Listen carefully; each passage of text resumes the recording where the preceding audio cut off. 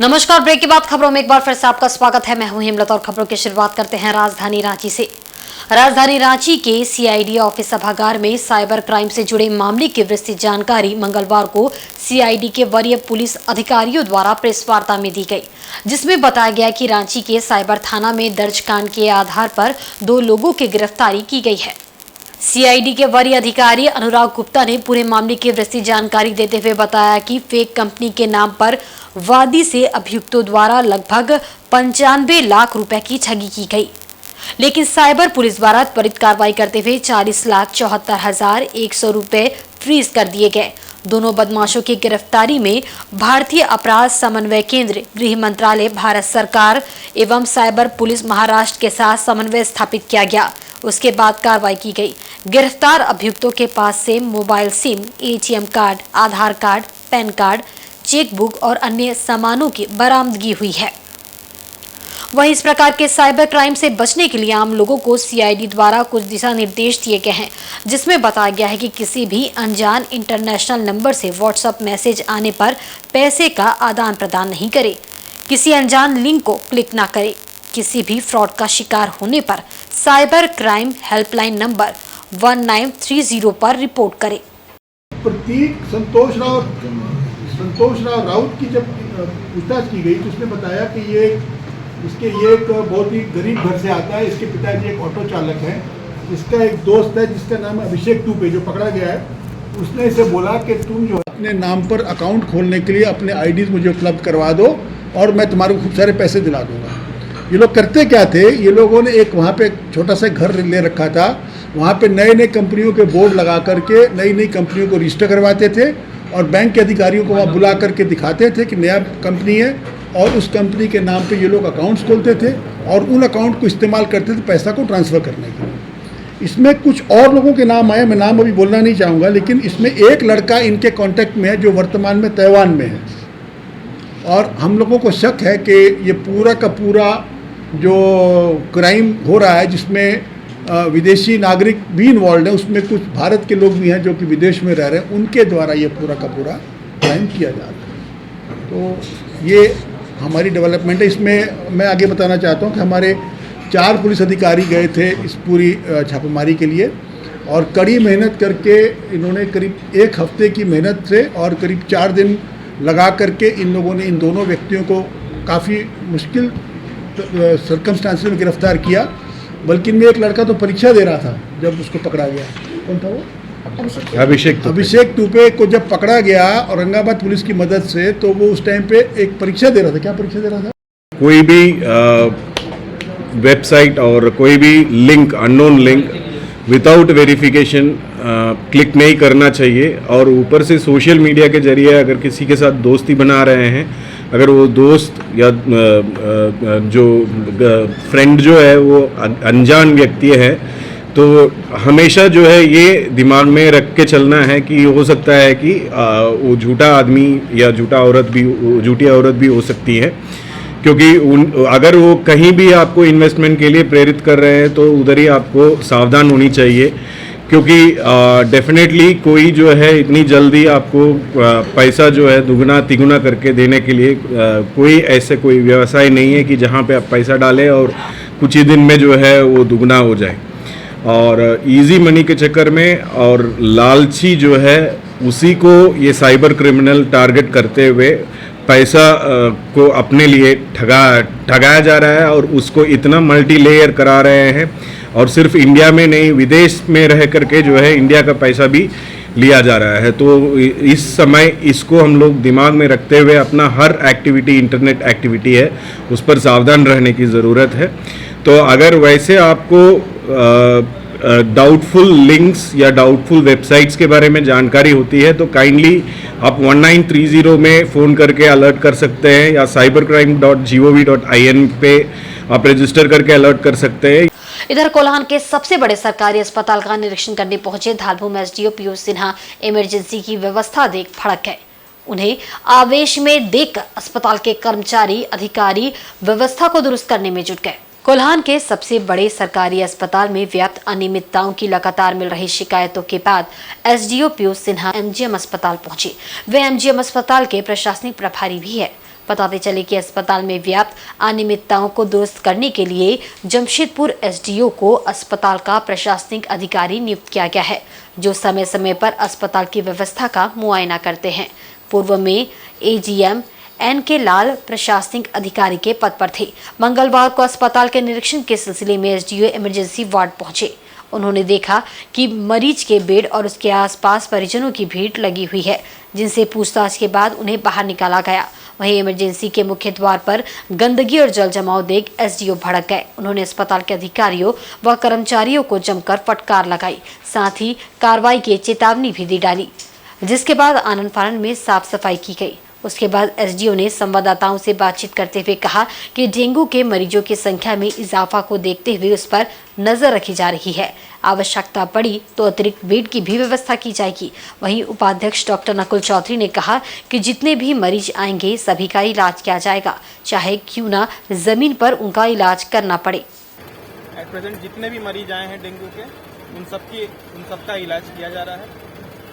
एक इशू था कि डेंगू के मरीज भी यहाँ हैं और अन्य मरीज भी यहाँ हैं, तो उसको लेकर के हम लोग किस तरह से उनको मॉस्किटो नेट्स में या फिर अलग कर सकते हैं, वो हम लोग एक्शन लेंगे और जो भी बेस्ट पॉसिबल ट्रीटमेंट है वो किया जा रहा है। बेड बढ़ाने की भी कुछ संभावना है सर? उसकी पॉसिबिलिटी हम लोग चेक करते हैं अवेलेबल स्पेस के अकॉर्डिंग। ऐसा अस्पताल में मरीजों की संख्या बढ़ती जाती है। सीजन के हिसाब से मरीज आते हैं, कभी वायरल के ज़्यादा आते हैं, कभी डायरिया के आते हैं, जाड़े के समय निमोनिया के आते हैं। मरीज तो यहाँ सालों भर आते हैं और काफ़ी संख्या में आते हैं।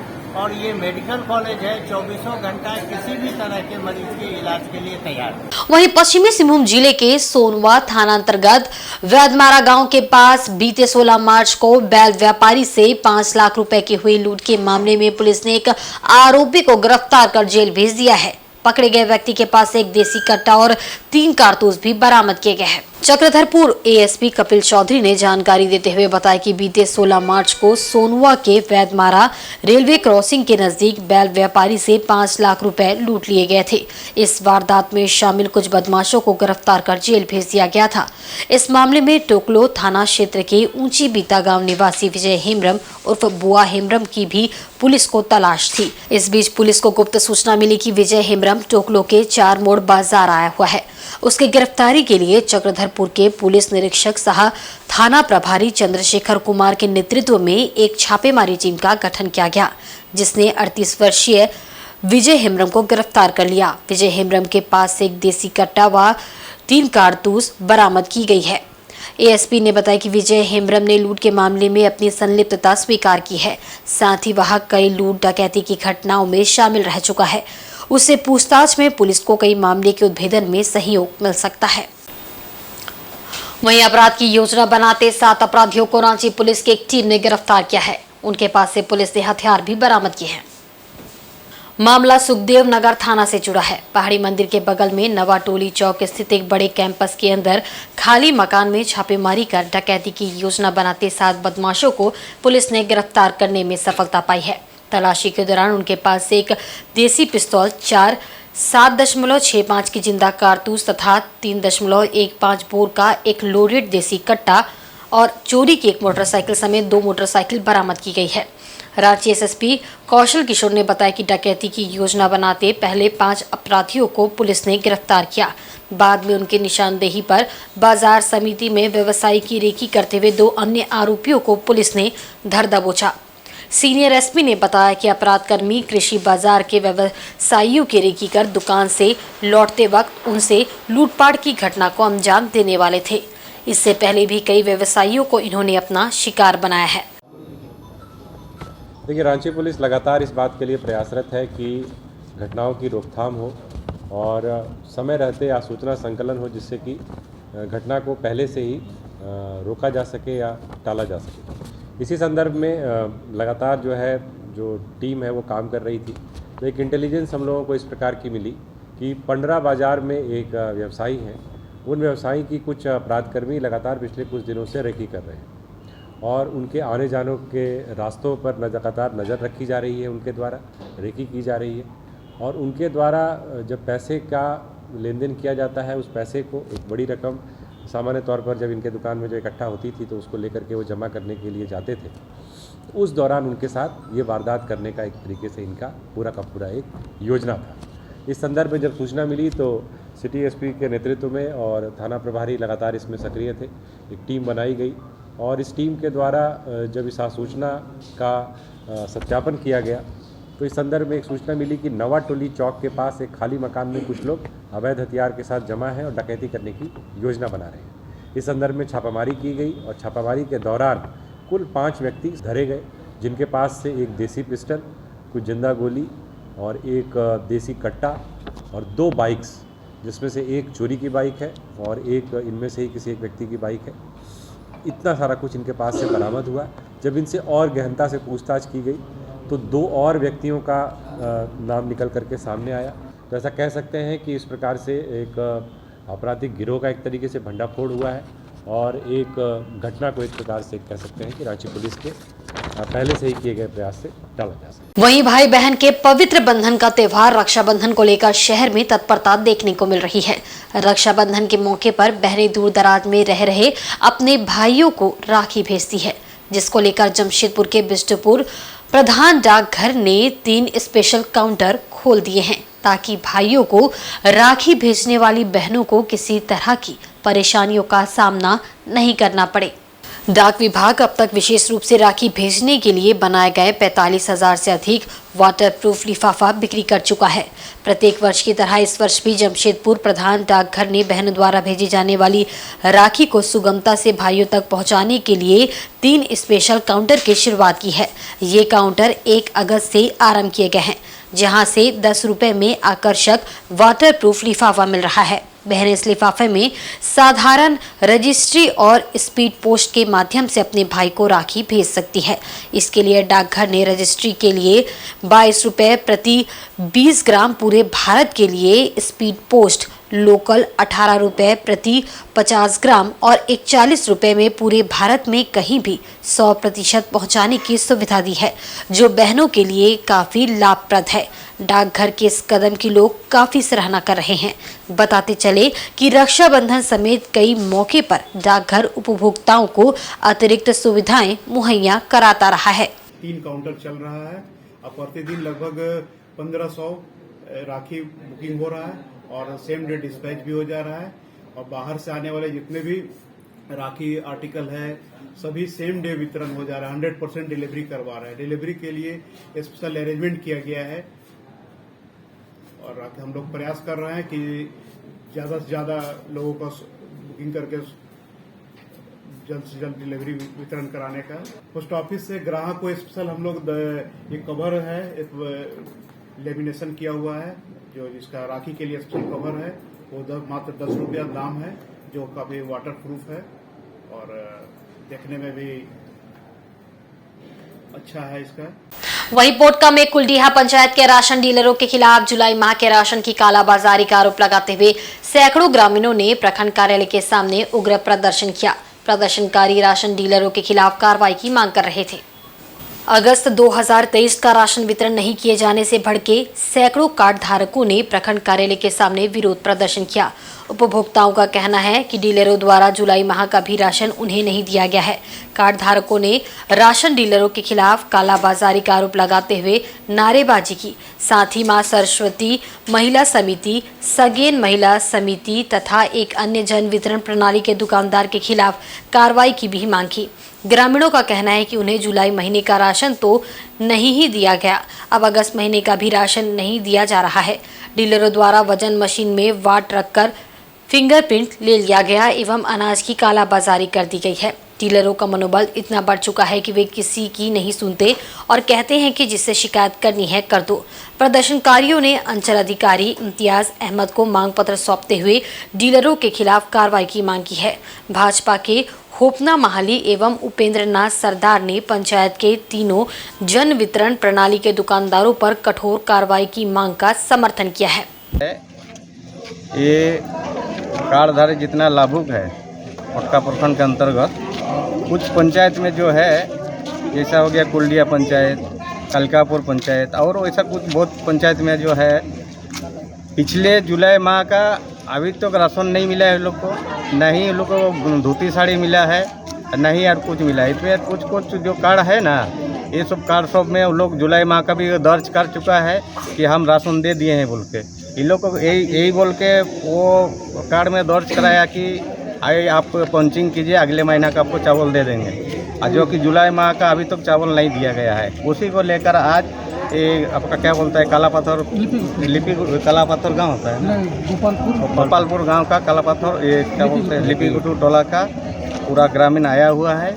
और उसके साथ साथ वही एक प्रदर्शन करके हम लोग जुलाई माह का चाल मिलना चाहिए, उसके लिए हम लोग आंदोलन कर रहे हैं। आज कमियां क्या है प्रशासन का, विभाग जो है विभाग मौन क्यों है?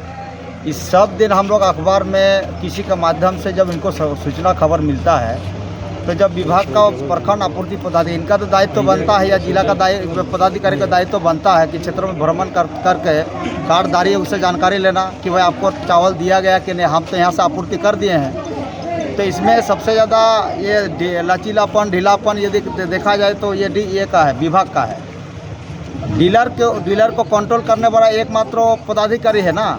अब पदाधिकारी क्यों इसमें मौन साधे हुए हैं? इसलिए आज ये 2-3 पंचायत का आवाज़ उठ रहा है और ये सारे पूरे 34 पंचायत का मामला है। अभी अगस्त महीना भी घुस गया, अगस्त महीना का भी चावल देने का कहीं कोई नाम निशान नहीं है। कहीं कहीं ऐसा भी अफवाह उड़ रहा है कि अभी चावल नहीं मिलेगा, आप लोग को डायरेक्ट आपका अकाउंट में पैसा जाएगा। वहीं जमशेदपुर कोऑपरेटिव लॉ कॉलेज में 2022-23 सत्र के छात्र छात्राओं का इंडक्शन मीटिंग आयोजित किया गया, जिसमें प्राचार्य समेत स्कूल के पूर्व विद्यार्थी मुख्य रूप से मौजूद थे। कोऑपरेटिव लॉ कॉलेज का इतिहास 70 वर्ष पुराना है। इस कॉलेज से पढ़कर निकले छात्रों ने न्यायाधीश से लेकर राजनेता मुख्यमंत्री तक का सफर पूरा किया है। आज 2022-23 सत्र के छात्रों का इंडक्शन मीटिंग कॉलेज परिसर में आयोजित किया गया, जिसमें पूर्व के विद्यार्थियों ने अपने अनुभव को वर्तमान विद्यार्थियों के साथ साझा किया, साथ ही विद्यार्थियों के उज्जवल भविष्य की कामना की। जमशेदपुर कोऑपरेटिव लॉ कॉलेज 70 वर्ष पुराना है और यह कॉलेज यहाँ से बहुत सारे न्यायाधीश बने, बहुत सारे नेता बने, बहुत सारे मुख्यमंत्री भी बने यहाँ से, और यहाँ की एक बहुत महत्वपूर्ण गरिमा है इस महाविद्यालय की। और मुझे विश्वास है कि जो नया सत्र शुरू हो रहा है इसमें भी बहुत सारे मेधावी छात्र हमारे विभिन्न क्षेत्रों में आगे अपना प्रतिभा दिखाएंगे और ये कॉलेज अपनी गरिमा जो पहले से बना के रखा है उसकी गरिमा में 4 चांद और लगेंगे। वहीं नक्सल प्रभावित गोइलकेरा प्रखंड के सुदूर गांव में शिक्षा व्यवस्था पूरी तरह ध्वस्त है। तरकटकोचा पंचायत के 9 प्राथमिक विद्यालय जूली अम्बा में पदस्थापित पारा शिक्षक किराए पर गांव की एक महिला को शिक्षिका के रूप में रखकर खुद स्कूल से गायब रहते हैं। गांव के लोग इस बात को जानते हैं, लेकिन कोई खुलकर इसका विरोध नहीं करता है। ग्रामीणों ने बताया कि स्कूल के एकमात्र शिक्षक संजीव कुमार प्रधान ने गांव की एक महिला दीपा सूरीन को स्कूल की सारी जिम्मेदारी दे रखी है। इसके लिए वह महिला को हर महीने 1500 रुपये देता है। ऐसा कई वर्षों से चल रहा है। हैरत की बात यह है कि शिक्षा विभाग इससे बेपरवाह है। 9 प्राथमिक विद्यालय जूली अम्बा में कक्षा 1 से 5 तक 40 बच्चे नामांकित है। सभी को पढ़ाने की जिम्मेदारी पारा शिक्षक ने गाँव की महिला को दे रखी है। महिला ने पूछने पर बताया कि पारा शिक्षक कभी कभार ही स्कूल आते हैं, वे कुछ ही देर रहकर वापस लौट जाते हैं। सोमवार को भी स्कूल से नदारद थे। ग्रामीण भी शिक्षक की इस आदत से खासे परेशान और नाराज है। स्कूल में रंग रोगन के बाद नाम पट्टिका तक गायब है। भवन में कहीं भी स्कूल का नाम तक नहीं लिखा है। शिक्षक द्वारा बच्चों के हक की मिड डे मील और अल्पाहार की राशि भी डकार जाते हैं। जूली अम्बा स्कूल के बच्चों को पीने का पानी तक स्कूल में नहीं मिलता है। स्कूल परिसर में लगा सोलर जल मीनार और चापाकल 4 महीने से खराब है। गोइलकेरा के प्रभारी प्रखंड शिक्षा प्रसार पदाधिकारी नवल किशोर सिंह ने कहा कि जूली अम्बा 9 प्राथमिक विद्यालय का मामला काफी गंभीर है। शिक्षक के खिलाफ कार्रवाई की जाएगी। जूली अम्बा स्कूल के हालत से साफ है कि शिक्षक अपनी जिम्मेदारी से भाग रहे हैं। वही खाना पीना और बच्चा का क्या बोलेंगे पानी उनी वही सब यह है। पढ़ाई नहीं हो रहा है ठीक से। आने का तो आते हैं, लेकिन महीने में एक बार आ जाते हैं और नहीं आता है। वहीं सरायकेला जिले के गम्हरिया बेसिक स्कूल के 8वीं कक्षा के छात्र शुभंकर मंडल की स्कूल के समीप ही गड्ढे में डूबने से मौत हो गई। बताया जाता है कि मंगलवार को वह टिफिन ब्रेक में स्कूल से बाहर निकला था। इसी दौरान वह पानी से भरे गड्ढे में फिसल कर गिर गया। विद्यालय के अन्य बच्चों द्वारा इसकी सूचना शिक्षकों को दी गई। सूचना मिलते ही विद्यालय प्रबंधन, स्थानीय पार्षद ममता बेज समेत कई ग्रामीण वहां पहुंचे। काफी मशक्कत के बाद छात्र को गड्ढे से निकाला गया। लोगों का कहना है कि उस समय तक तो वह जिंदा था। एम्बुलेंस को फोन किया गया, लेकिन समय पर एम्बुलेंस नहीं पहुंचने की वजह से बच्ची की स्थिति गंभीर होने लगी। स्थानीय पार्षद ममता बेज द्वारा उसे अपनी स्कूटी से गम्हरिया सामुदायिक स्वास्थ्य केंद्र ले जाया गया। वहां चिकित्सकों द्वारा छात्र का इलाज प्रारंभ किया गया, लेकिन प्रयास के बावजूद उसे बचाया नहीं जा सका। इस हादसे की सूचना फैलते ही पूरे इलाके में सनसनी फैल गई। पूरा स्कूल परिवार इस घटना से मर्माहत है। फिलहाल शव को कब्जे में लेकर पुलिस द्वारा उसके पोस्टमार्टम की प्रक्रिया शुरू कर दी गई है। हमारे अस्पताल CSC कमरिया में सवा 12 बजे के करीब आया था। वार्ड परिषद और कुछ लोकल लोग लेके आए थे। बच्चा टूटते हुए स्टेट में आया था, जहाँ पे धड़कनें हमें नहीं मिली। तुरंत हम सारे चिकित्सा जो भी उस समय उपस्थित थे, हम सारे लोग बच्चे को चार्ज किए। सारे नर्सिंग स्टाफ हम लोग सब अपने तरफ से जो कर सकते थे CPR तुरंत किया बच्चे का, पर बच्चे की धड़कनें नहीं मिली। प्लस उनका प्यूपिल्स, बच्चे का प्यूपिल फिक्स्ड एंड डायलेटेड था, जो जनरली मृत होने के बाद हमें मिलता है। धड़कन नहीं चल रही थी, ना ही पल्स कहते हैं पैल्पेबल था। हार्ट साउंड्स बच्चे का नहीं मिल रहा हमें, और जो भी हमसे यहाँ पे किया जा सकता है, हमने अपनी तरफ से पूरा सहयोग करने का सारे लोग मिलके ट्राई किए, बट हम लोग सब करने के बाद भी बच्चे को रिवाइव नहीं कर पाए। और इधर सरायकेला खरसपा जिला के राजनगर थाना अंतर्गत लखी पोस्ट में पहाड़ी के पीछे करंज पेड़ की डाली में फंदे से झूलता एक युवक का शव बरामद किया गया है। राजनगर पुलिस को सोमवार की शाम इसकी सूचना मिली। मौके पर पहुंची पुलिस ने शव को पेड़ से उतारकर पोस्टमार्टम के लिए सरायकेला सदर अस्पताल भेज दिया है। इस संबंध में बताया जा रहा है कि युवक का शव 2 दिनों से पेड़ पर लटका हुआ था, लेकिन इसकी जानकारी किसी को नहीं थी। मृत युवक की पहचान लखी पोस्ट निवासी 27 वर्षीय रामदास बास्के के रूप में हुई है। परिजनों के मुताबिक रामदास बास्के की दिमागी हालत ठीक नहीं थी। 26 अगस्त की सुबह लगभग 4 बजे वह घर से निकला था और शाम तक घर नहीं लौटा। तब परिजनों ने खोजबीन शुरू कर दी। वहीं 28 अगस्त की दोपहर पहाड़ी के पीछे एक पेड़ पर युवक के शव को झूलता देख ग्रामीणों ने राजनगर पुलिस को इसकी सूचना दी। राजनगर पुलिस ने युवक के शव को पेड़ से उतारकर पोस्टमार्टम के लिए सरायकेला भेज दिया है। इस संबंध में राजनगर पुलिस ने एक अस्वाभाविक मौत का मामला दर्ज कर उसकी जांच शुरू की है। दिमागी हालत ठीक नहीं है, घर से वो निकल गया है। कितना बजे हम लोग को भी पता नहीं है। इसके बाद आया भी नहीं है। करीबन वो कल 11 बजे जैसे सूचना हम लोग को मिला, और मिलने के बाद हम लोग देखने गए। खेत में जो काम कर रहा था उन लोग देखा वहाँ, फिर हम लोग घर वाला लोगों को बताया। इधर जमशेदपुर के पोटका थाना अंतर्गत पोड़ा भालकी गांव में सूढ़ी समाज उत्थान समिति राजनगर की एक वार्षिक आम सभा प्रभात मंडल की अध्यक्षता में संपन्न हुई, जिसमें समाज के हजारों पुरुष महिलाओं ने भाग लिया। सभा की शुरुआत भारत माता की तस्वीर के समक्ष दीप प्रज्वलित कर की गई। उसके बाद समाज के स्वर्गीय प्रबुद्धजनों की तस्वीर पर माल्यार्पण कर उन्हें श्रद्धांजलि दी गई। तत्पश्चात समिति के अध्यक्ष सोमेन मंडल ने स्वागत भाषण प्रस्तुत करते हुए समाज के वर्तमान ढांचे पर प्रकाश डाला। कोषाध्यक्ष सुबोध चंद्र मंडल ने आय व्यय का ब्यौरा प्रस्तुत करते हुए कोष संग्रह की व्यवस्था पर अपने विचार रखे। राष्ट्रीय अध्यक्ष सनत कुमार मंडल, जिला परिषद सदस्य सूरज मंडल ने स्थायी कार्यालय हेतु जमीन की व्यवस्था करने की बात रखी। समाज के उत्थान के लिए विभिन्न मुद्दों पर चर्चा हुआ, जिसमें विशेष करके है कि हम लोग का जो कार्यालय के लिए स्थान चयन, उसके लिए कोष संग्रह एवं शिक्षा के लिए छात्रों को आगे बढ़ाने के लिए, ताकि वो आगे जा कर के उच्च शिक्षा प्राप्त कर सके, IAS बन सके, IPS बन सके, डॉक्टर, इंजीनियर ये सब बन सके। और उसके साथ बेरोजगारी भी, हमारे समाज के लोग वो बेरोजगार भी दूर हो, इसके लिए भी, और सर्वांगीण विकास, जिसमें से शिक्षा, रोजगार सब कुछ आता है, उसी के लिए इस बैठक हुआ। इस बैठक में विभिन्न मुद्दों पर प्रस्ताव भी रखा गया। आम सभा यहाँ पर किया गया। उसके साथ साथ समाज के वयोवृद्ध जनों को भी सम्मानित करने की योजना है सेकेंड सत्र में। दूसरा है प्रतिभा सम्मान समारोह, जो कि छात्राओं को सम्मानित किया जाएगा, जिसमें हम लोग रखे हैं मैट्रिक के जितने भी समाजस्थ छात्राएं हैं जो 70% से ज़्यादा अंक अर्जित किए हैं, उनको हम लोग सम्मानित करेंगे। वहीं मुसाबनी प्रखंड विकास पदाधिकारी सीमा कुमारी के निर्देश पर मुसाबनी बाजार की मंगलवार को साफ सफाई की गई।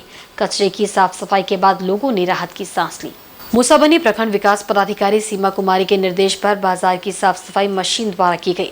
मुसाबनी बाजार से बाहर निकलने वाली सड़क पर कई दिनों से कचरे का अंबार लगा हुआ था, जिससे बाजार आने वाले लोगों और स्कूली बच्चों को स्कूल आने जाने में भारी दिक्कतों का सामना करना पड़ता था। ये सूचना प्रखंड विकास पदाधिकारी को मिली तो उन्होंने त्वरित कार्रवाई करते हुए बाजार की साफ सफाई का निर्देश दिया। ब्लॉक के पदाधिकारी ने जेसीबी और ट्रैक्टर के माध्यम से कचरे की साफ सफाई करवाई। वहीं कूड़े को मशीन द्वारा ट्रैक्टर में भरकर शहर से दूर फेंका गया। और आज के बुलेटिन में बस इतना ही। कल फिर हाजिर होंगे कुछ नई खबरों के साथ। तब तक देखते रहिए इनसाइड झारखंड न्यूज। नमस्कार।